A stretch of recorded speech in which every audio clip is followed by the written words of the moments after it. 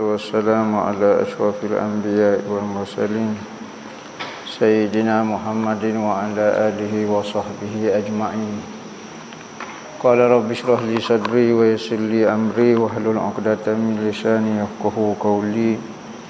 Subhanaka la ilma lana illa ma 'allamtana innaka antal alimul hakim wa la haula wa la quwwata illa billahil aliyyil azim.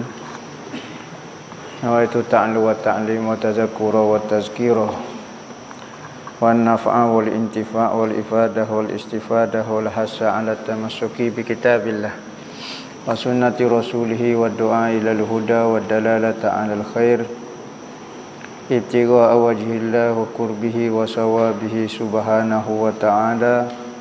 Allahumma inni as'aluka ilman ladunni wa mashraba safihani ya wahabu ya ghani. Qala al-muallif rahimahullahu ta'ala wa nafa'ana bihi wa bi'ulumihi fid dharain amin. Rabbi yassir wa la tu'assir wa tammim bil khair wa la haula wa la quwwata illa billah aliyyul azim. Ilahi anta maqsudi wa ridhaka matlubi. A'tini mahabbataka wa ma'rifatak. Katanya pengarang rahimahullahu ta'ala berkata Tuan Minal di dalam kitab dia Irsyadul Ibad ila Sabilir Rasyad, sehinggalah perkataan beliau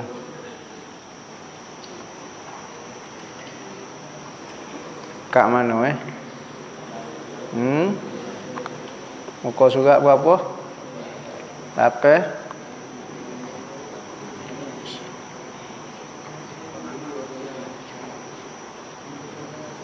Maka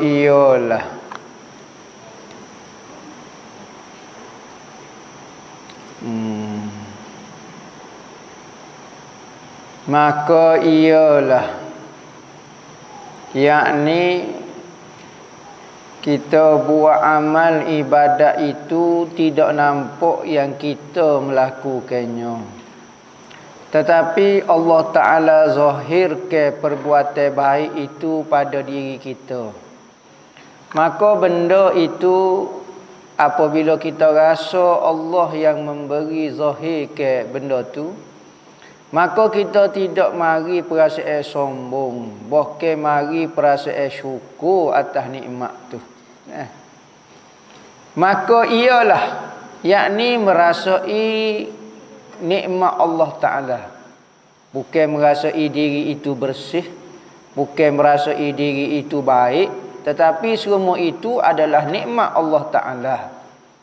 Maka ialah, dia kata, jalan yang mustaqim, yang terlebih halus daripada rambut dan terlebih tajam daripada pedang. Jalan ni sangat halus, kalau orang tidak perhati nescaya akan tertipu. Ujian dia sangat payah, seperti lebih tajam daripada pedang lagi.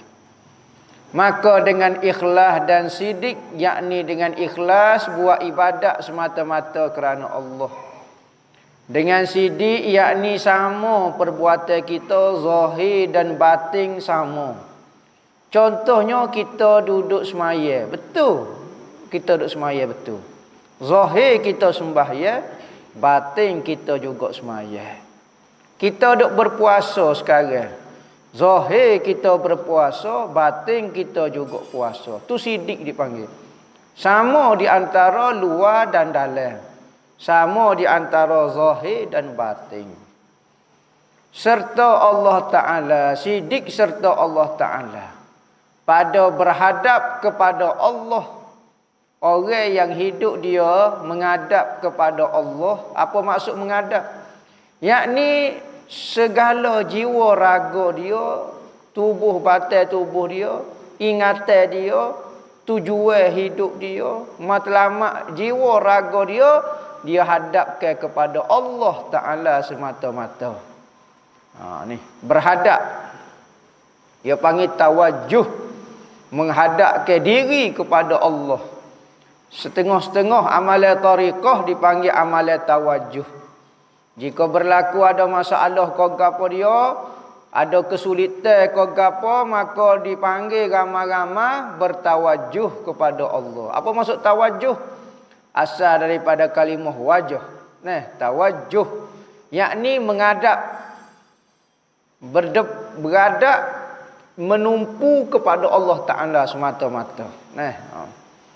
Dan beramal dengan dia, hasil kasih sayangnya dan hasil kubur yang membuka ke hati. Siapa dia yang buat amal macam tu, maka bolehlah kasih sayang Allah. Dan hasil kubur dapat penerimaan Allah Ta'ala yang membuka ke mata hati dia. Ada orang ibadat-ibadat tapi mata hati dia masih belum terbuka. Mata dia duduk celak lagu ni, duduk semayang mata celak. Nampak ke apa? Nampak makhluk. Apabila mata hati terbuka, satu saja dia nampak. Mata hati ni hanya memandang Allah Subhanahu Wa Taala. Kalau mata hati duk nampak selain daripada Allah, bukan mata hati lagi terbuka. Mata hati dia akan menghadap kepada Allah. Kerana dia ni bukan alam ni. Kegemaran dia, suka dia kepada fitrah. Kerana mata hati ini adalah benda batin, benda rohani kita. Maka roh ni dia asal dia ada alam dia. Maka dia akan suka kepada alam dia. Apabila mata rohani kita terbuka, maka dia akan memandang hak dia suka. Maka tak ada lah roh sir diri kita ni nak gapo, nak Allah Subhanahu Wa Taala. Kalau tak terbuka mata lendai ni, dia boleh tengok dunia. Celaklah setara mana dia hanya akan nampak dunia. Tetapi apabila mata hati melihat, maka ada orang kerana kuat mata hati dia lihat, sehingga ke mata lendai dia seolah tak nampak dah pula. Pandangan ni pula menjadi imak gauh, jadi khayalan. Pandangan ni pula menjadi hakiki. Pandangan mata hati pula jadi hakiki kerana terlalu kuat. Pandangan mata ni pula jadi khayalan. Maka orang-orang arif billah melihat dunia itu khayalan. Allah itu yang hakikinya. Akhirat itulah yang hakikinya. Manakala orang-orang dunia melihat akhirat itu khayalan. Allah itu seolah-olah benda gaib misalnya. Tetapi hak dunia ni dia tengok betul-betul hakikinya. Bagi orang ahli dunia. Kerana apa? Kerana dia melihat dengan mata lendai. Mata lendai ni tak selalu jelek lah. Mata tak nampak tu. Jelek gimana tu cerita. Tak ada nampak dia. Lepas lagu mana? Dengan mata hati. Melihat dengan mata hati. Dengan ma'rifat. Lepas lagu mana cara beramal? Amal dengan ikhlas. Maka insya-Allah Tuhan akan buka mata hati ini. Hati-hati ni duduk mana? Duduk sini ke mata hati?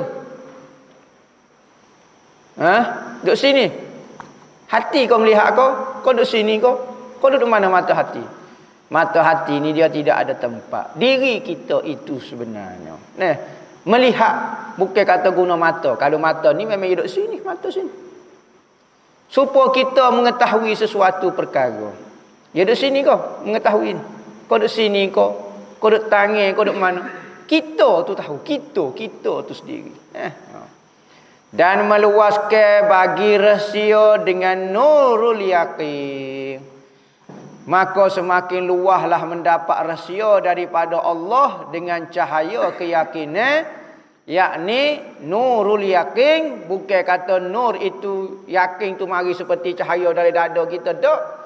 Kaedah dia idafah musyabbah bih kepada musyabbah. Takdir dia al-yaqinu kan nuri. Yakin seperti cahaya. Maka terbukalah semakin luas rahsia-rahsia Allah Subhanahu Wa Taala. Apa maksud rahsia? Benda yang orang ramai tak nampak, dia dah nampak tu dipanggil rahsia. Nampak dengan mata hati, dengan seluas-luasnya, dengan cahaya keyakinan. Nurul yaqin, yakni keyakinan yang memancar seperti cahaya. Kita dapat melihat, mata dapat melihat dengan ada cahaya. Maka hati juga dapat melihat dengan pandangan cahaya. Cahaya ke apa? Cahaya cerah lagu ni. Dak, orang yang sudah terbuka mata hati dia, sekalipun duduk dalam gelap, hati dia cerah. Dia guna apa? Lapu ke tak? Tak. Dia guna yakin. Keyakinan itu merupakan lampu bagi mata hati. Gitu. Maka hasillah dengan dia apabila terbuka segala rahsia yang digambarkan seperti cahaya yang sangat terang bagi mata hati, dengan cahaya yakin dia tu, cahaya yakin tu seperti cahaya nisbah kepada mata hati, maka hasillah dengan dia dengan keadaan lagu ni lazat ibadat. Maka barulah nak kecek bak lazat ibadat. Semaya rasa sedap, zikir rasa sedap, belajar rasa sedap, sebut nama Tuhan rasa sedap, selawat rasa sedap. Nah, maka kita rasa tak sedap apa? Sebab kita sakit. Orang yang sakit sekalipun diberi makanan yang sangat sedap, maka dia akan rasa pahit. Bukan makanan tu yang tidak sedap, tetapi lidah dia yang sakit. Maka kita sekarang apa kita tak rasa ibadat itu benda yang sedap, benda yang lazat kerana kita tu sakit. Saya sihat, saya cek hospital, saya okey. Betul lah zahir.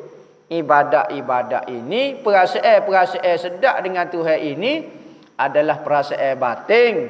Maka jika batinmu sihat, nescaya ibadatmu akan rasa lazat. Dan taat, rasa sedapnya, lazatnya ibadat dan taat. Kita sekarang apa payah nak tutup aurat, payah nak dengar kata Tuhan, payah nak dengar kata Nabi Muhammad, payah nak dengar kata ulama. Kita duk kerah lagi tu lawan ulama, lawan ilmu, lawan Tuhan, lawan Nabi Muhammad. Kenapa? Kerana kita sakit. Orang yang sakit masalah selalu. Kadang-kadang dia rasa dia sakit. Ada orang sakit, oh saya sakit. Oh tu alhamdulillah dia sedar yang dia sakit. Hok berat lagi dia tidak rasa dia tu sakit, dia duk anggap dia normal. Dia duk anggap dia sehat, tetapi sebenarnya dia sakit. Sakit dia semakin parah, orang nak pergi rawat dia, tak, saya sehat. Apa awak nak mari rawat saya ni?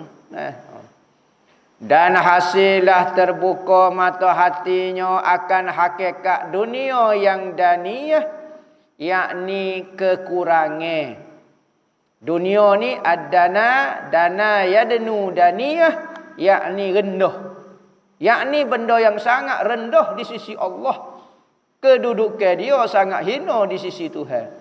Kita kalau mata hati kita sakit, kita akan dapat nampak dunia ini sangat berharga.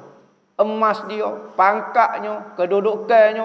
Maka kita rasa benda itu sangat berharga kerana mata hati kita masih tak terbuka, tak terlihat hakikat sebenar dunia yang daniyah. Tapi kalau orang yang sudah terbuka mata hati dia, maka dia akan dapat nampak akhirat itu sangat bernilai. Dunia pula sangat rendah. Kekurangan. Lagi fana. Dunia ini adalah rendah martabat dia, lagi fana. Tak lama dia akan hancur. Bukan kata dunia hancur, kita sendiri pun hancur. Tubuh kita duk sobek, kita duk solek, kita duk bedok, kita duk pakam goni, air shadow lah pakam gapo, kita pakam kering, pakam bedok, pakam goni, maka tak lama dia akan hancur. Maka siapa dia yang tahu hakikat benda itu, maka dia tidak akan bersungguh sangat. Dia jaga, ya jaga atas dasar itu adalah amanah daripada Allah. Kena jaga, jangan tubuh kita luka ke. Jangan tubuh kita mudarat ke. Jangan kita hancur ke tubuh kita buat khenak, kita buat sakiti tubuh kita. Jangan. Kerana apa? Kerana ia merupakan amanah daripada Allah. Tapi sedarlah dunia dan seisinya hatta kita sendiri itu akan binasa dan fana. Dan akhirat negeri sebenarnya barulah nampak negeri sebenar kita adalah negeri akhirat. Kita suka, kita sayang kepada dunia ini, kepada pangkat yang kita ada, pengaruh yang kita ada, harta yang kita ada. Ingatlah negeri sebenar kita negeri akhirat. Kalau kita tak buat persiapan untuk negeri akhirat, maka sangat deritalah kita di sana. Tak boleh kau saya nak buat persiapan di sana, saya nak beramal di akhirat ketika duk naik atas titian sirok nak zikir bela-bela, nak selawat bela-bela tunggu. Oh betul nak tunggu orang timbang amalan saya nak selawat banyak. Tak boleh dah tampil. Maka akhirat ni negeri sebenar, tetapi apabila kita sapa di sana kita tak boleh buat apa-apa dah. Oh payah lagu tu. Pas kita nak buat untuk negeri akhirat kita di mana? Ni di dunia. Ni pelik sungguh. Tempat sebenar kita di akhirat, tapi tempat beramal dia, tempat usaha dia, tempat bahagia dia duduk di dunia. Hak tu jadi masalah kita. Kita apabila duduk dunia, kita rasa dunia pula negeri sebenar kita. Maka kita tertipu situ. Tuhan kata negeri sebenar akhirat. Dunia tempatmu buat untuk kebaikan akhiratmu. Tetapi apabila kita duduk atas muka dunia, duduk rasa dunia pula negeri sebenar. Oh ujian benar. Maka kena ingat, negeri sebenar kita adalah negeri akhirat. Lagi kekal. Akhirat ni kekal. Apa dia kekal? Kerana Tuhan yang mengekalkan dia. Akhir binasa dok syurga? Dok. Neraka? Dok. Apa? Tuhan yang kekalkan dia. Siapa dia yang masuk neraka? Allah rasa celakanya hidup dia. Segala kemewahan pangkat pujaan orang rasa tidak bernilai langsung apabila masuk neraka. Tak ada makna. Ada pitih berjuta-juta atas muka dunia. Ada pengikut berbilion orang ikut kita. Kita ada ilmu, kita pakak begini, gapo dia. Tetapi kalau masuk neraka rasa tidak ada makna langsung pun. Nah, maka kalau orang masuk dalam syurga, maka terasa begitu indahnya hidup ini. Allah sedapnya. Bila? Selama-lamanya. Jadi fikirlah kita nak buat gapo-gapo akhirat kita. Kita kecek ni boleh dunia ke, boleh akhirat ke, boleh syurga ke, boleh neraka ke, boleh pahala ke, boleh dosa ke, kena fikir.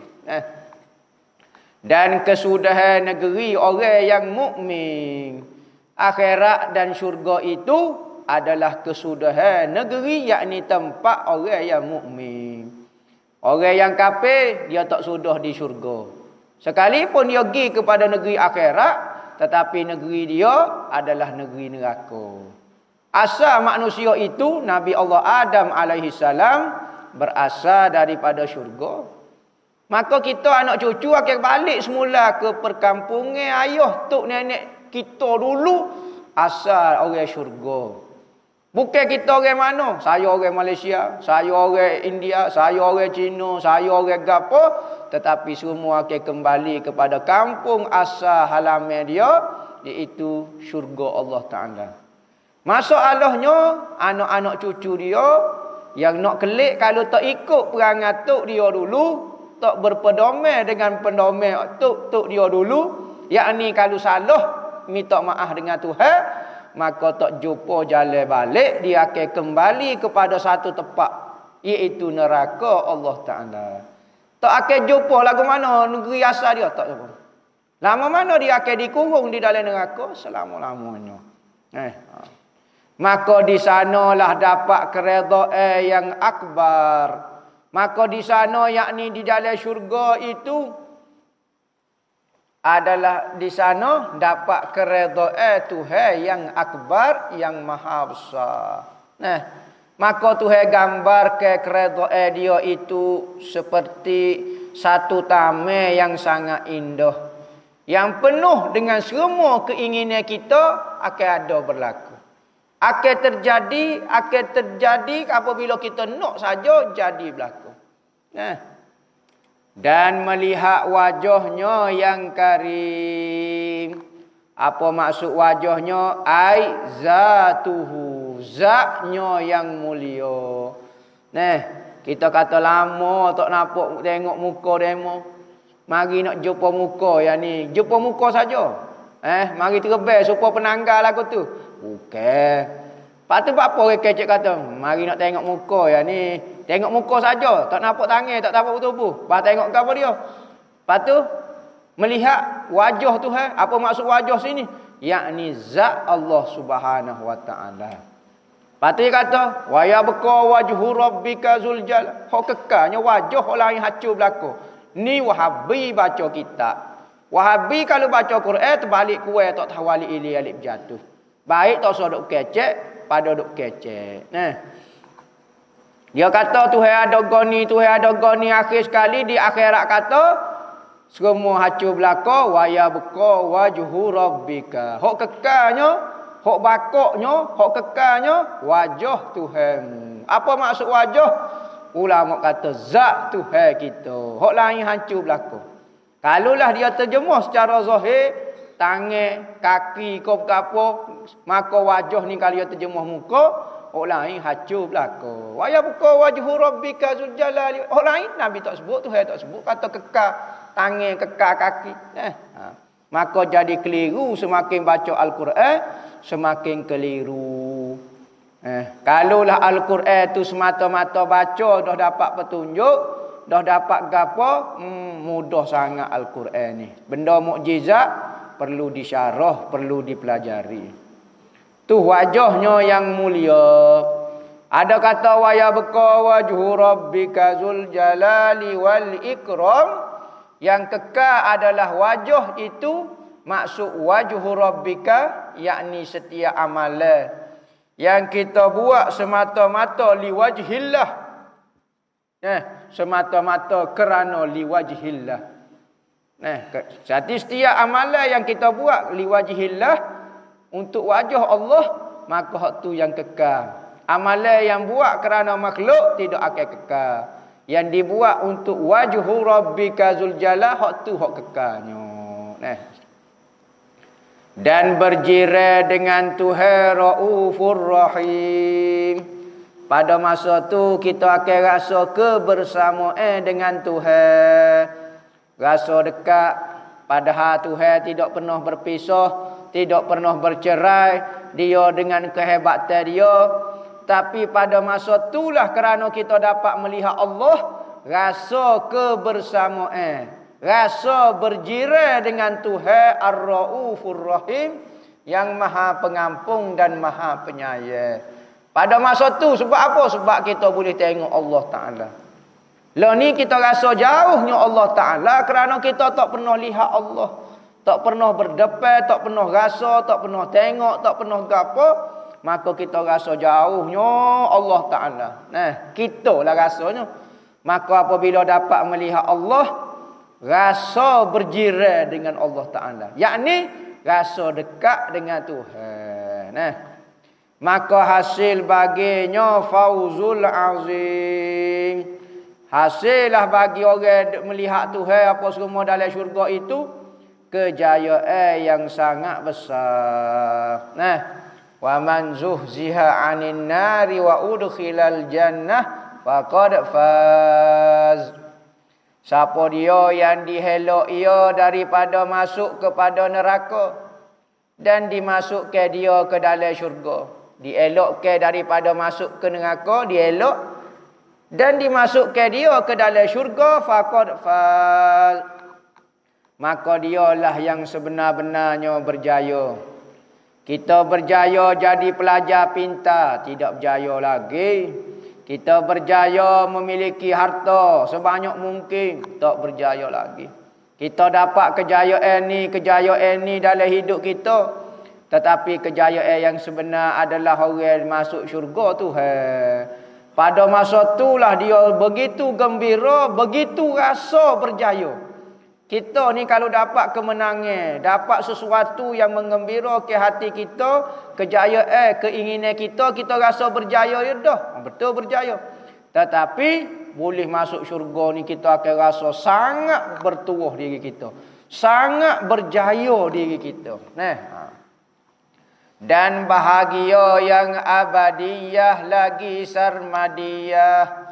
Dan bahagia, apa maksud bahagia? Rasa tenangnya hati itu bahagia.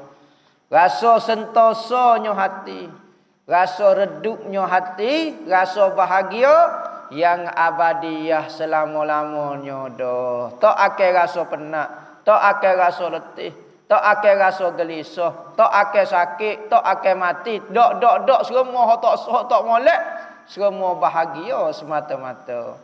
Lagi sarmadiyah berlangsungnya, tak putus-putus, abadi lagi sarmadi. Nah, kita ini katanya ulama daripada azali menuju abadi. Daripada alam ketuhanan azali berjalan menuju kepada abadi. Azali abadi. Maka barang siapa adalah di dalam dunia atas petunjuk dan atas takwa, maka iaitu di dalam akhirat terlebih dapat petunjuk lagi. Siapa dia yang duduk di dalam petunjuk, di dalam rahmat Tuhan, di dalam ajaran Tuhan, dengar kata Tuhan, maka dia di akhirat lagi dapat rasa petunjuk daripada Tuhan. Dan terlebih kuat lagi dalilnya, semakin kuat semakin hebat. Dan barang siapa ada ia di dalam dunia buta, mangkana fid dunia a'ma fahuwa fil akhirati a'ma. Siapa dia yang buta di atas dunia, maka di akhirat lebih buta. Seorang doktor, seorang syekh Wahabi di Saudi dulu, soho syekh ni, dia mengajar. Dia kata kita kena pegang zahir ayat Quran, kena percaya zahir ayat Quran, jangan mentakwil seperti Asy'ariyah Maturidi habisnya bahai belakangnya kata belakang. Maka kita lebih pandai ke Tuhan lebih pandai. Kita jangan dok takwil ayat Quran ni. Maka anak murid dia dalam dewan kuliah dia angkat tangan. Dia kata, "Syekh, hamba nak tanya." "Ya." Syekh kata ayat Quran ni tak boleh ditakwil. "Ya." Kerana kita tidak tahu maksud dia. Allah Ta'ala saja tahu. Maka lagu mana ayat Quran? Siapa yang di dunia buta wa fil akhirati wa huwa fil akhirat a'ma. Dia di akhirat lebih lagi buta. Senyap dia. Dia buta. Syekh tu dia buta. Maka kalau kita pergi zahir ayat Quran ni, kalau siapa dia buta atas dunia, maka akhirat sekolah buta lagi. Apa nyanyi lagu tu? Kalau masuk syurga pun dengan buta duk main gagal apa ciruh lagu tu. Dia nak pergi lagu mana? Maka malulah dia. Gitulah orang ni. Senyap tak kata berapa dia. No comment ayat Quran tu. Pula. Kena pergi zahir. Berarti syekh ni buta. Berarti akhirat syekh kau buta lagi. Senyap dia. Nah. Maka iaitu di dalam akhirat terlebih buta. Lebih buta lagi. Orang yang buta, ayat Quran ni menyatakan buta mata hati. Siapa dia yang akhirat, siapa dia yang di dunia mata hati dia masih tidak terbuka. Hanya terbuka mata zahir saja, tidak pernah melihat Allah Ta'ala atas muka dunia lagi dengan mata hati dia, maka akhirat semakin payah. Semakin buta, semakin tak nampak, kerana peluang ketika Allah Ta'ala beri untuk dia belajar, untuk dia mengkaji, untuk dia menyelidik, nak memerhati Tuhan di atas muka dunia tak nampak, akhirat kau tak nampak. Kau tak nampak. Akhir sekali hidup dengan keadaan tanda tanya, seperti orang kafir duduk dalam neraka, tak pernah tengok siapa dia kah pencipta dia. Hiduplah dengan keadaan tanda tanya, tak tahu apa, siapa, bila-bila. Dan terlebih sesak jalannya. Dalah buta, sesak dah pula jalan. Kiasai kepada mata hati tidak menjumpa kebenaran. Jalan nak menuju Allah Ta'ala. Inna lillahi wa inna ilaihi raji'un.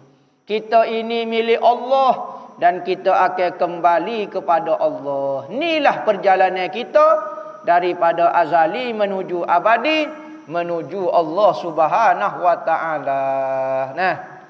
Maka adalah jalan yang sampai kepada Allah itu 4 perkara. Pertama syariat, tarekat, hakikat, makrifat. Wallah.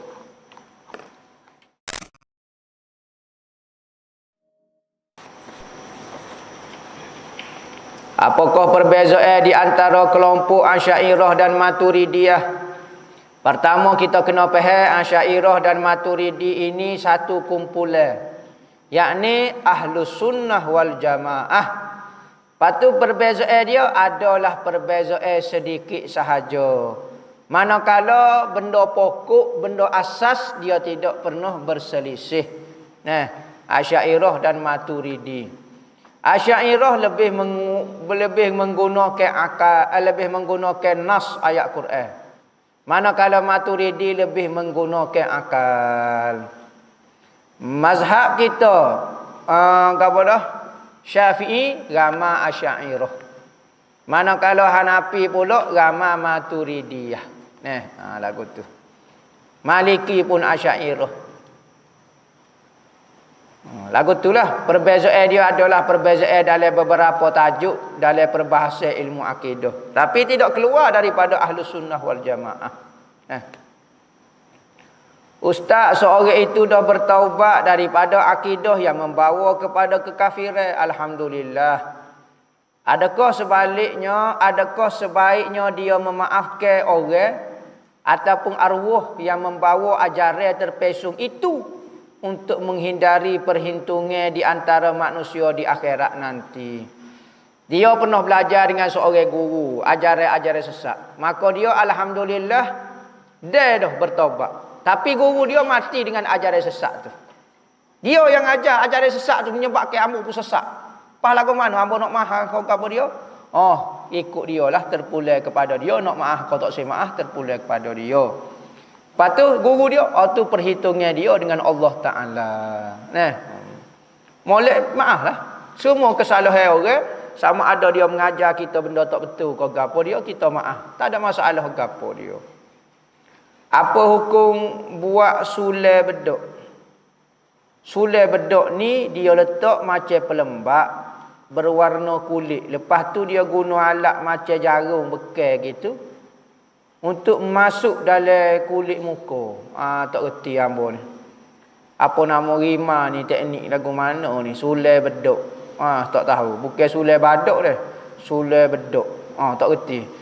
Tak tahu lagu mana teknik dia pakai foundation ke apa dia? Pakai ni, kau ni. Lepas tu dia tekan-tekan masuk gitu. Tanah bedok dalam muka kau mana tak tahu. Ambo tak boleh nak royak, ambo tak uti bab kau ni tadi tak boleh nak royak.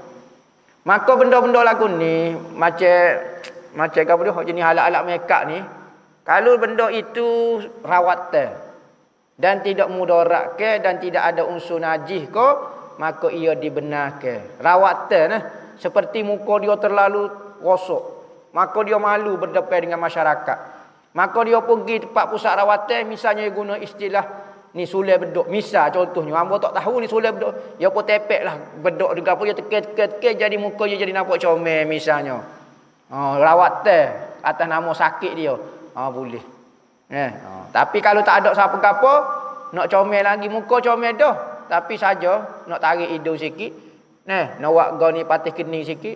Nak buat muka lagu ni sikit. Nak buat macam Korea sikit. Nak buat macam apa?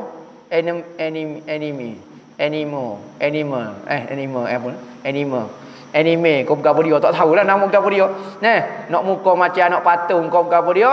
Mengarut kau si kodel lagu tu. Tak boleh merubahkan kejadian hok molek dah.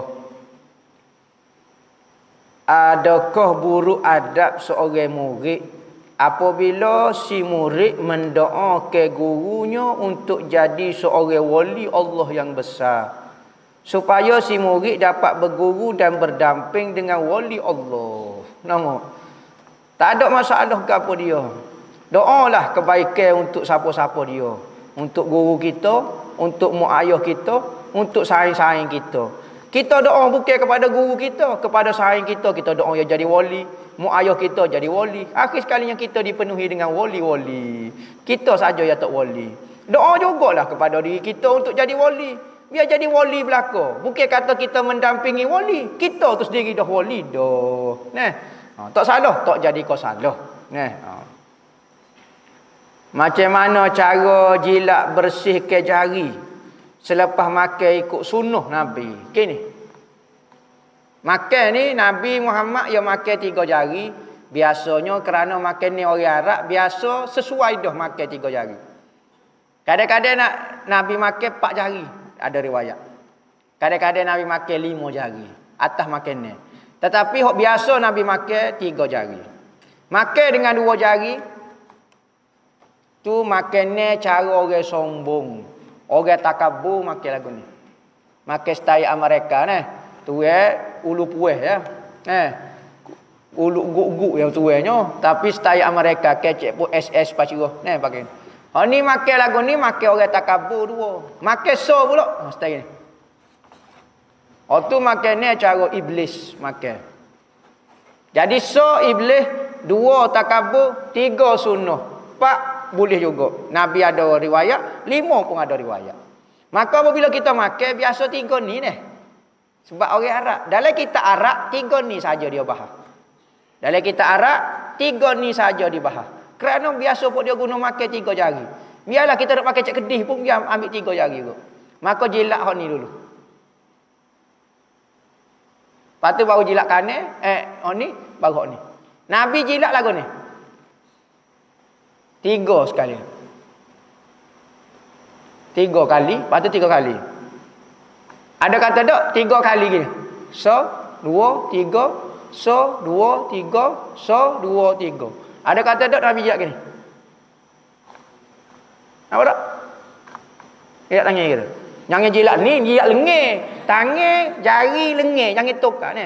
Ni tangan, ni jari, ni lengan. Tukar biar jilat dengan lengan-lengan apa semua. Jadi jilat gini. Jilat gini. Ada kata jilat gini? Ada kata tak jilat kan?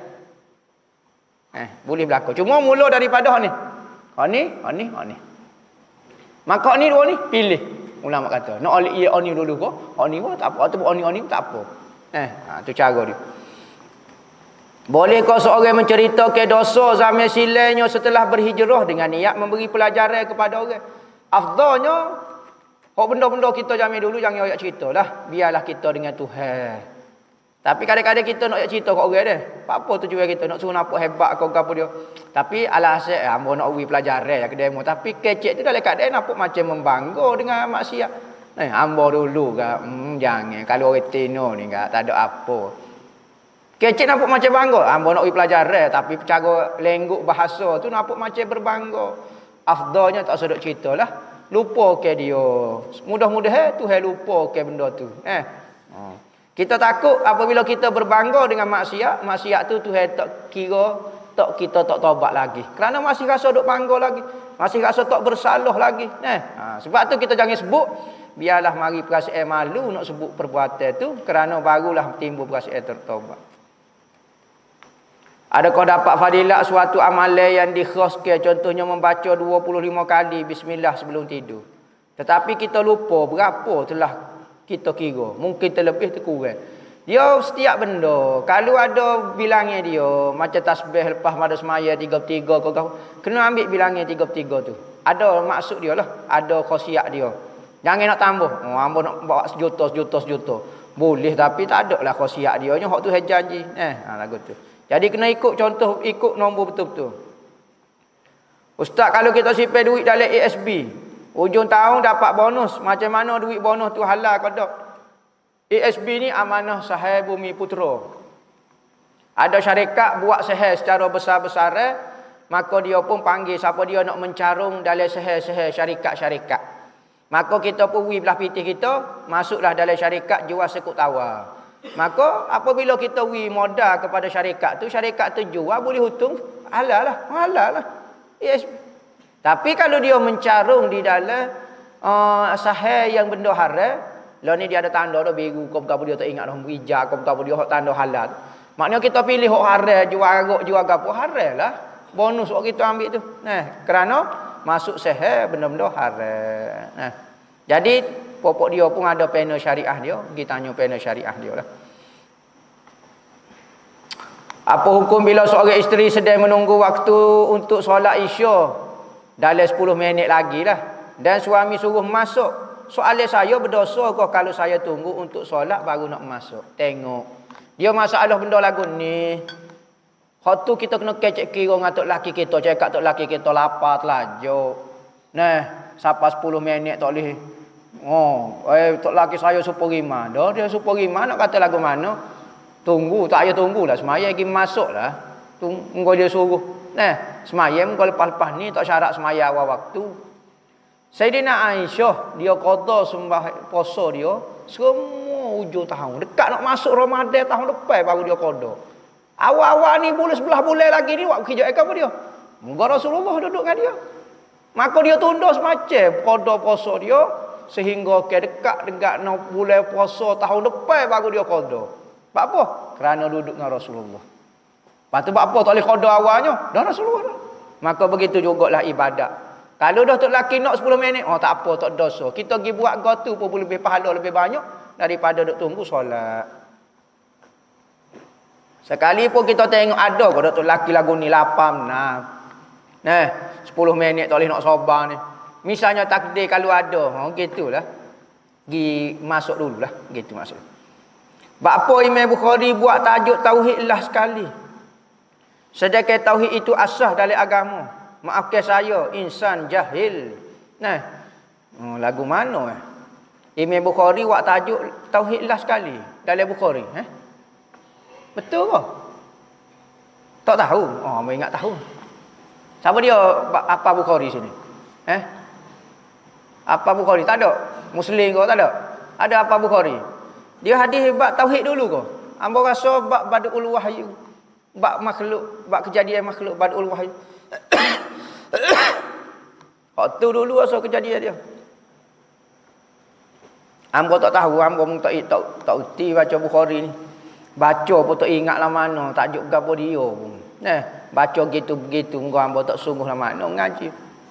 Tak ingat ni, ambo tak tahu ni bab apa. Dia buat lah sekali tajuk tauhid gapo dia sebab dia tak tahu ni. Jadi ambo pun serupa insan jahil juga. Serupa penanya juga. Ustaz, apa beza darah fasak dan darah istihadah? Fasak dengan istihadah ni satu makna sahaja. Setengah kitab guna fasak, setengah guna istihadah. Ada membezakan istihadah dengan fasak. Fasak ni lebih umum. Darah penyakit. Sama ada darah penyakit tu masuk istihadah. Darah tolak ke, darah nak beranak ke, darah apa masuk darah fasak belaka. Ada kata darah fasak belaka. Ada kata fasak ni darah selain daripada istihadah. Macam darah nak beranak ke, apabila seorang tu nak beranak, dia pecah beranak ke dia tu bit darah lah. Maka darah tu darah istihadah. Dok darah fasak dia panggil. Darah penyakit, darah kerana nak beranak. Ataupun mudah panggil darah tolak ke apa dia ni. Macam lah. Ustaz aswajake membahagikan bid'ah kepada dua, hasanah dengan dolalah. Jadi untuk mata hadis kullu bid'atin dolalah itu ramai yang silap faham ke ustaz. Bagaimana ulama tafsir ayat tersebut, yakni hadis kullu bid'atin dolalah. Hadis ini terlalu umum.